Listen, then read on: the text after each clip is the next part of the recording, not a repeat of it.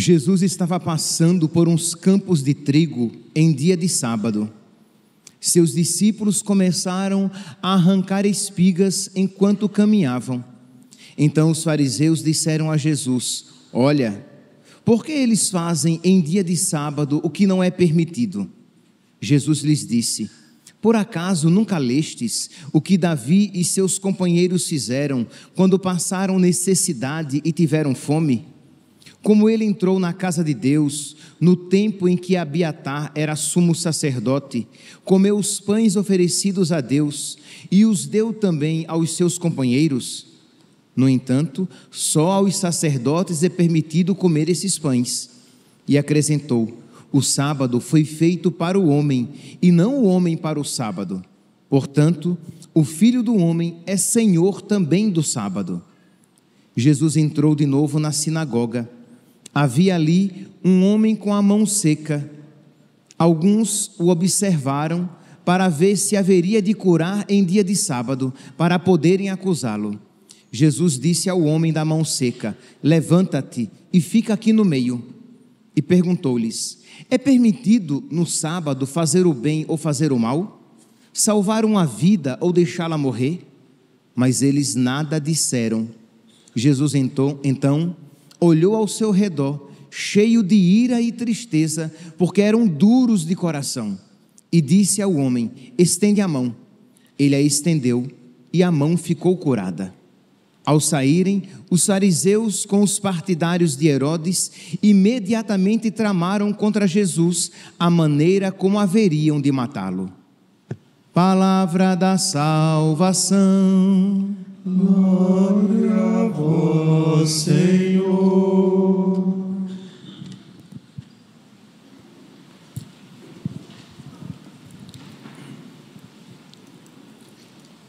Caríssimos irmãos e irmãs, a liturgia da palavra de hoje nos dá a ocasião de nós refletirmos a respeito do sábado e do domingo, do dia do Senhor. No Antigo Testamento está claro que o dia do Senhor, o dia consagrado ao Senhor, era o sábado, e os judeus, por obediência à lei, eles santificavam o sábado com a ausência do trabalho, para que eles pudessem se dedicar mais livremente ao Senhor. Naquele dia, eles mais do que nunca, eles se recordavam, primeiro, que Deus, é verdade, Deus fez o mundo em 6 dias, diz a Sagrada Escritura, e no 7º descansou.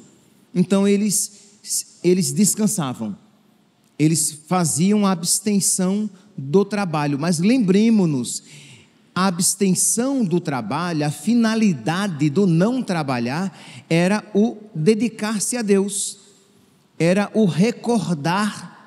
recordar-se de tudo aquilo que Deus havia feito. Nós ouvimos aqui na primeira leitura, livro do Deuteronômio, capítulo 5, versículo 15: lembra-te de que foste escravo no Egito e que de lá o Senhor teu Deus te fez sair com mão forte e braço estendido. É por isso que o Senhor teu Deus te mandou guardar o sábado, para que eles se recordassem de tudo aquilo que Deus tinha feito por eles.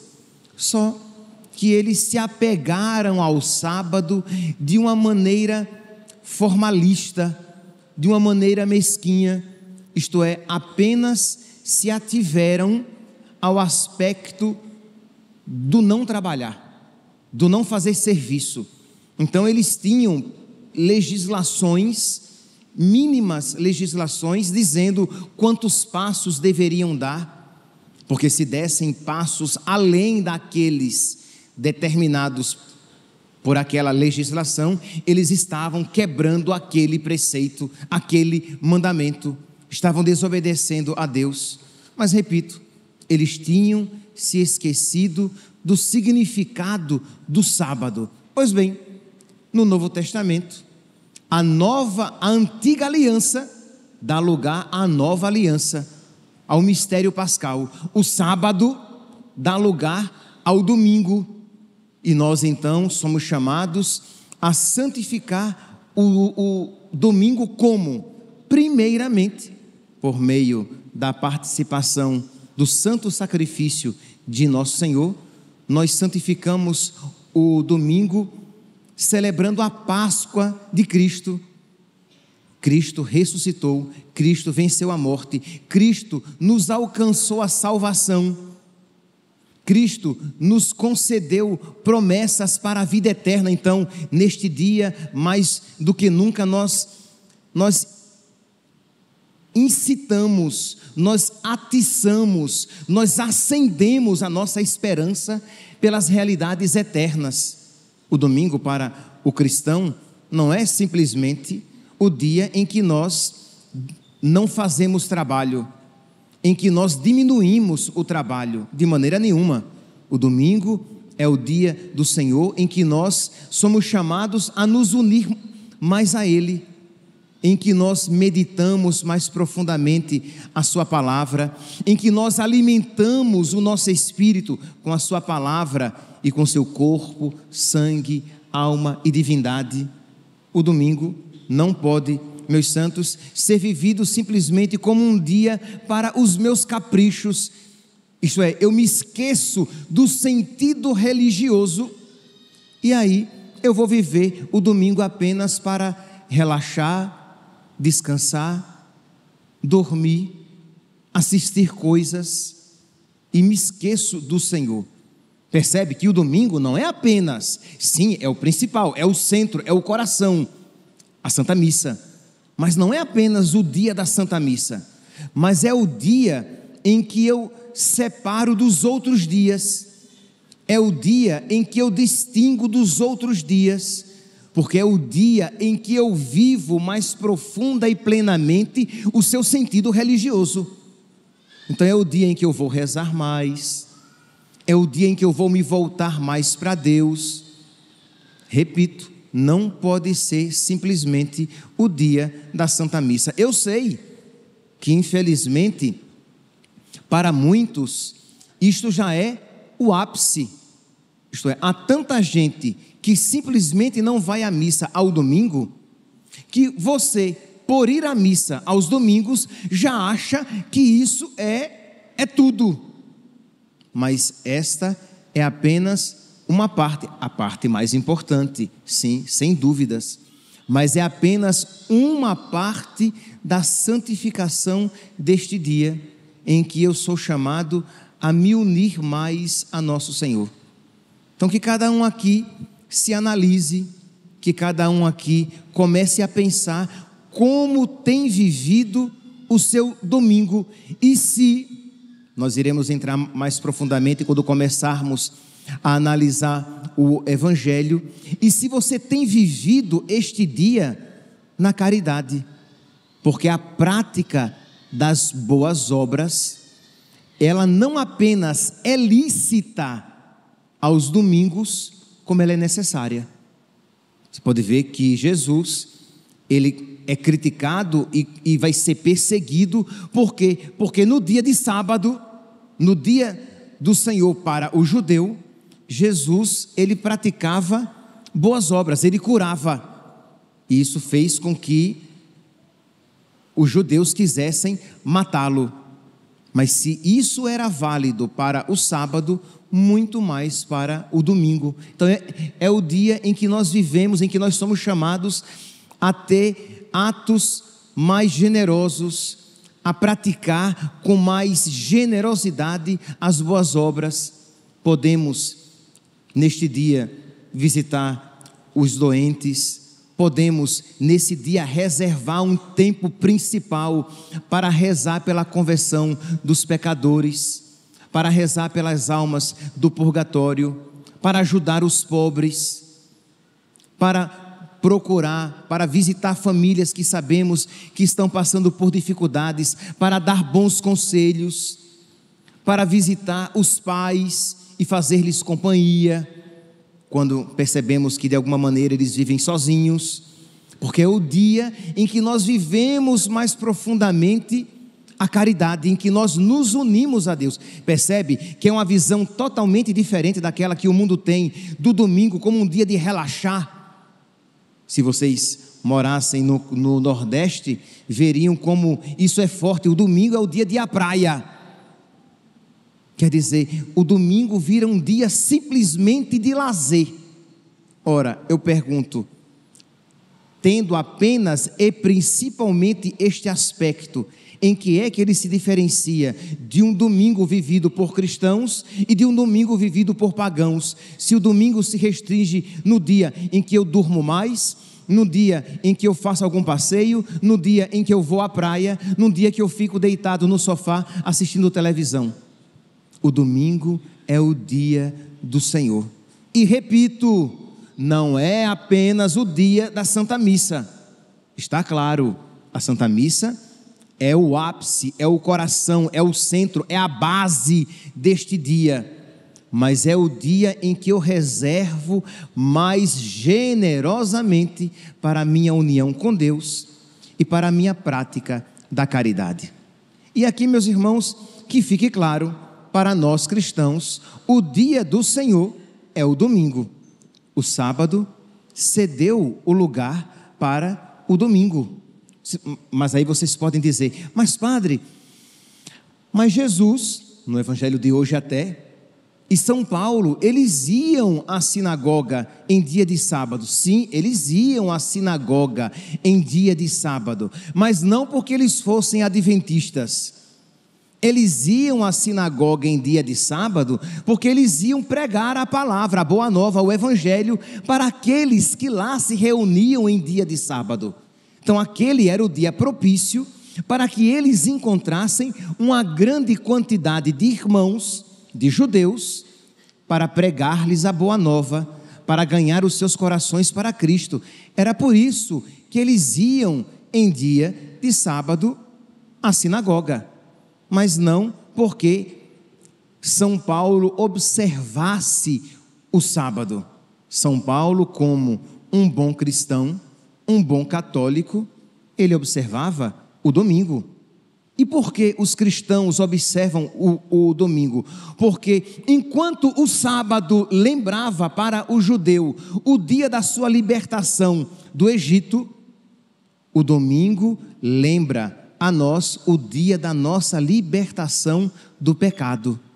Enquanto o sábado lembra ao judeu a sua Páscoa, a Páscoa antiga, a passagem, a saída do Egito, a passagem pelo Mar Vermelho, para nós cristãos, o domingo lembra a nossa Páscoa, a nossa passagem do pecado para a graça. Então, por isso que nós guardamos o domingo. E no domingo, Cristo ressuscitou. Vocês podem pegar, por exemplo, em João, capítulo 20, versículo 1. No primeiro dia que se seguia ao sábado, Maria Madalena foi ao sepulcro de manhã cedo, quando ainda estava escuro, e lá ela encontra o sepulcro com a pedra removida. No primeiro dia da semana. Vocês podem pegar, eu vou citar apenas algumas, tá? Mas existem várias passagens. Mateus, capítulo 28, versículo 1. Depois do sábado, quando amanhecia, o primeiro dia da semana, Maria Madalena e a outra Maria foram ao túmulo, e eis que houve um violento tremor de terra, e elas vão ver lá o túmulo vazio no primeiro dia da semana. Atos dos Apóstolos, capítulo 20, versículo 7. No primeiro dia da semana, domingo, estando nós reunidos para partir o pão, era um outro nome dado à Santa Missa, a fração do pão. Estando nós reunidos para partir o pão, Paulo, que havia de viajar no dia seguinte, conversava com os discípulos e prolongou a homilia. Diz que ele pregou demais, o homem lá cochilou caiu e morreu. Que ninguém invente de cair de sono aqui, porque eu prego bem pouquinho, nada disso de dizer que eu sou discípulo de São Paulo. Então Paulo pregou demais, o homem dormiu, caiu, morreu, e Paulo ressuscita, porque se vocês morrerem, eu não sei se eu vou ressuscitar. Paulo ressuscitou. Se você cair e morrer, olhe, então é melhor não dormir. Pois bem, mas o que eu quero aqui enfatizar? No primeiro dia da semana, eles estavam na fração do pão, numa Eucaristia, e Paulo estava pregando. Então, para mostrar que os cristãos se reuniam no primeiro dia da semana. E, apenas para terminar, mais uma passagem, 1 Coríntios, capítulo 16, versículo 2: no primeiro dia da semana, cada um de vós ponha de parte o que tiver podido poupar, para que não esperem a minha chegada. Era uma coleta que São Paulo estava fazendo para os irmãos de Jerusalém, que estavam passando por dificuldade, e os coríntios se dispuseram a ajudar. Então São Paulo diz: então façam a coleta no primeiro dia da semana, porque no domingo os cristãos estão reunidos numa maior quantidade, a coleta seria melhor para ajudar os irmãos que estavam passando por dificuldade em Jerusalém, no primeiro dia da semana. Então, meus irmãos, está claro aqui que o cristão, o católico, ele observa, ele guarda o domingo, o dia do Senhor, e ele o guarda, o santifica, não apenas, embora seja o principal, indo à Santa Missa, mas também vivendo a caridade, praticando as boas obras, se unindo mais intimamente a Nosso Senhor em momentos de oração neste dia a Ele dedicado por excelência. É claro que todos os dias são de Deus, mas o domingo por excelência, o domingo, né, principalmente. Pois bem, então nós vemos aqui que os atos de caridade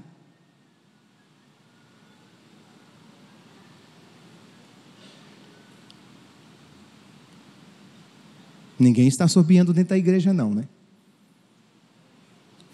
Os atos de caridade são um meio de nós santificarmos o domingo. Isto é um meio de nós nos unirmos mais intimamente a Deus e nós demonstrarmos a santidade daquele dia. Pois bem, e é neste sentido que nós encontramos aqui, por exemplo, temos uma passagem em Lucas, capítulo 13, versículo 15, quando Jesus encontra uma mulher que sofre com fluxo de sangue. Lucas capítulo 13, versículo 15, e Jesus, ele pergunta assim: se um jumento ou um boi caísse dentro de um buraco, vocês tirariam se fosse sábado? E Jesus perguntou isso porque sabia muito bem que era permitido isso fazer. Eles tirariam, e aquilo não era um serviço, não era um trabalho?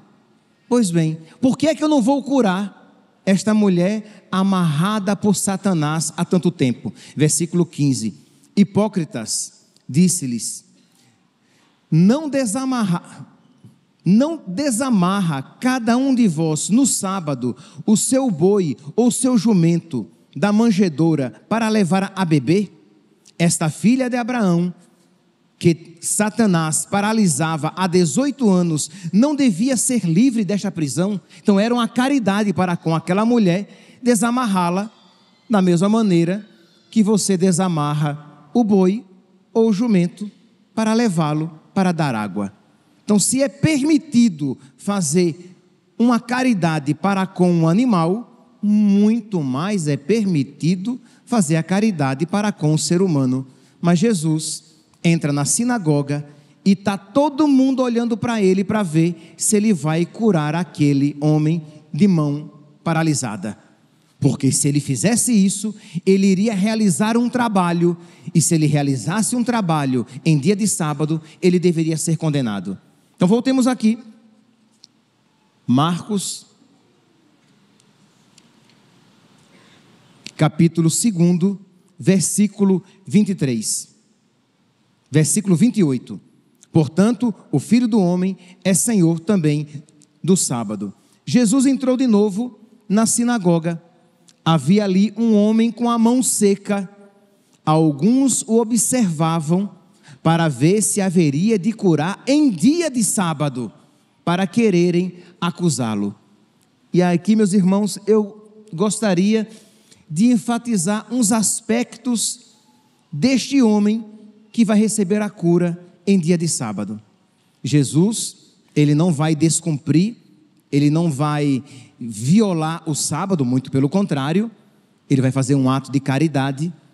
Mas esta graça que este homem de mão seca vai receber, ele teve que também com a graça de Deus cooperar. E eu gostaria então de aqui neste ponto enfatizar esse aspecto. Nós precisamos colaborar com a graça de Deus na nossa vida, porque muitas vezes nós queremos que Deus nos conceda graças, independentemente da nossa participação. Nós cruzamos os braços e pedimos que Deus converta o nosso coração. Nós cruzamos os nossos braços e pedimos que Deus dê um jeito na nossa vida. Nós cruzamos os nossos braços e pedimos que Deus nos conceda esta ou aquela graça. Mas, como diz Santo Inácio de Loyola, faça como se tudo dependesse de você, sabendo que o resultado depende de Deus. Então nós precisamos fazer a nossa parte.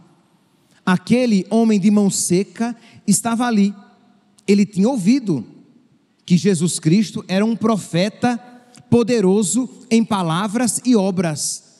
Talvez ele tivesse ouvido falar ou até visto algum milagre por ele realizado. Então ele estava ali na sinagoga, quem sabe esperando uma graça particular de nosso Senhor.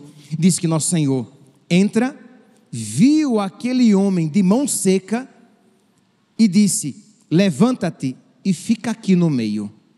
Coitadinho, estava lá no canto, de uma maneira bem discreta, com a sua mão seca, talvez meio escondida, ninguém sabe, mas talvez com um sentimento de rejeição, de inferioridade por aquela deformidade, e Jesus o chama e manda ele ficar no meio, todo mundo olhando para ele.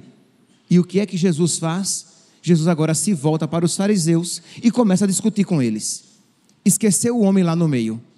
Imagine aqui, meus santos, pense aqui a situação, deixa eu ler, para que você compreenda que houve um certo constrangimento.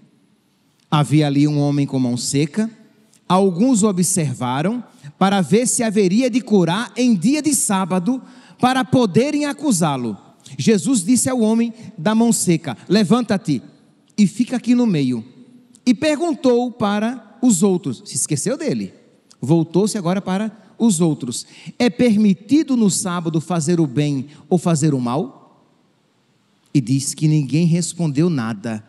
E Jesus ficou cheio de ira e de tristeza por causa da dureza de coração daqueles homens.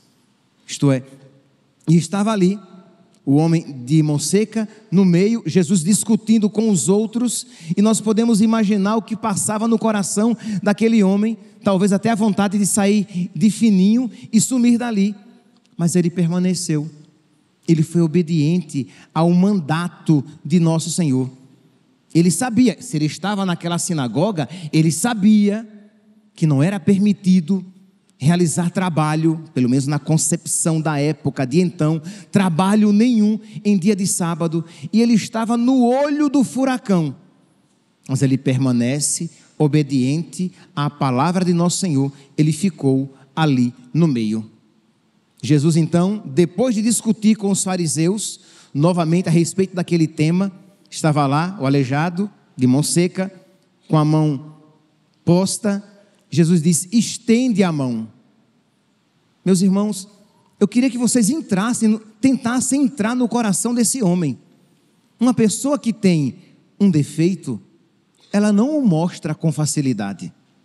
Veja os seus defeitos morais, espirituais. Você os confessa, e espero que os confesse, no confessionário. Ali você desnuda a sua alma, ali você mostra a sua feiura, ali você mostra as suas deformidades, mas ninguém sai mostrando a todo mundo os próprios defeitos, as próprias deformidades. Jesus chama aquele homem para o centro. Jesus pede que ele estenda a mão. Ora, Jesus não poderia curá-lo lá onde ele estava? Ou Jesus não poderia curá-lo ele estando apenas lá no centro? Mas Jesus pede que ele estenda a mão, que ele mostre a sua deformidade. Ele estende a mão e tem a mão curada. Meus irmãos, nós não estamos mais numa sinagoga, nós estamos numa igreja. Nós não temos, talvez não haja ninguém aqui com uma deformidade física, mas sem sombra de dúvidas, todos temos uma deformidade espiritual. Talvez não haja ninguém aqui com a mão seca, mas provavelmente muitos com alguma secura no coração, uma secura na alma, isto é, um coração endurecido, um coração ressequido, uma alma ressequida que necessita de ser curada. Reconheçamos-nos necessitados. Se você tem pecados mortais, vá ao confessionário e apresente a sua mão seca. Mas se não são pecados mortais, se você está em estado de graça, mas você sabe das suas debilidades, das suas fragilidades, das suas deformidades, reconheça diante de Deus. Isto é, apresente diante de Deus a sua mão seca e diga: Senhor, o meu coração é tão ruim, eu tenho, Senhor, tão pouca disposição para perdoar. Quem sabe você tem lutado, você já perdoou, mas a lembrança do ocorrido ainda faz o seu coração se revolver, se remoer. Quando você lembra aquilo que lhe fizeram de mal, você ainda se revolta, você luta contra isso, você não está consentindo com a mágoa, mas você percebe que a mágoa ainda está de alguma maneira presente no seu coração. Apresente o seu coração tão pouco disposto a perdoar. Às vezes, a sua esposa, o seu marido, um familiar, o seu pai, a sua mãe, uma pessoa próxima, que você carrega aquela mágoa que vira e volta, aquilo vem à tona e o seu coração se contorce novamente. E você percebe como o seu coração é dissemelhante, é diferente do coração de nosso Senhor. Você que percebe que você tende com tanta facilidade para as coisas mundanas, que você se sente atraído pelas coisas mundanas, apresente a sua mão seca diante de Deus e diga: Senhor, concede-me a graça de me sentir atraído cada vez mais para as coisas do céu. Retira, Senhor, do meu coração esta predisposição a tão facilmente me deixar arrastar, iludir, atrair pelas coisas que me afastam de Ti. Então, de você reconhecer as suas limitações. Senhor, eu te peço perdão, porque eu, com muita facilidade, eu me dedico às coisas do tempo. Eu trabalho e trabalho duro.